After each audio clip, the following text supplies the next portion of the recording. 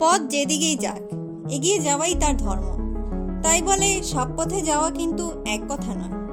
কিছু পথ বিপজ্জনক। এসব রাস্তা দিয়ে এগিয়ে শেষ পর্যন্ত প্রাণ নিয়ে ফিরতে পারলে নিজেকে ভাগ্যবান মনে করবেন সবাই। চিন্তা করতে ভয় লাগলেও বাস্তবেই রয়েছে এমন বিপজ্জনক পথ। আর বিশ্বের নানা প্রান্তে থাকা এ সকল রাস্তা দিয়ে প্রতিনিয়তই জীবনের ঝুঁকি নিয়ে চলাচল করছে হাজারো মানুষ। এরকমই বিপজ্জনক 5টি পথ নিয়ে আজকের আয়োজন।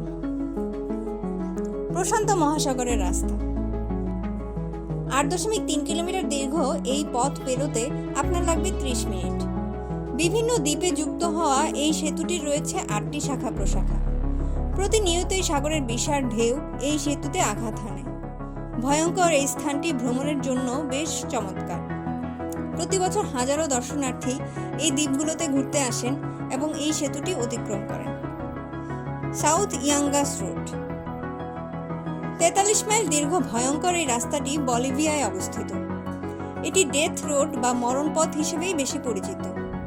প্রতি বছর রাস্তাটিতে দুর্ঘটনায় অনেক মানুষ প্রাণ হারান। তবুও নিকটস্থ গ্রামবাসীদের এই পথটি ব্যবহার করতে হয়, কারণ এই পথ ছাড়া আর কোনো রাস্তা তাদের জন্য নেই। ভিটিম রিভার ক্রসিং। সাইবেরিয়ার ভিটিম নদী পারাপারের এই রাস্তাটি খুবই চিকন।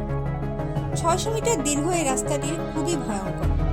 শীত এবং ঝড়ের সময় এটি আরও ভয়ঙ্কর রূপ ধারণ করে। শিয়ারি রোড। ভারতের শিয়ারি পথটিও বেশ বিপজ্জনক। পাহাড় কেটে তৈরি করা এই রাস্তা প্রায় সময়ই বৃষ্টির পানি ও কাদায় ঢেকে থাকে। তখন চলাচলের জন্য আরও বিপজ্জনক হয়ে ওঠে। হিমালয়ের রাস্তা।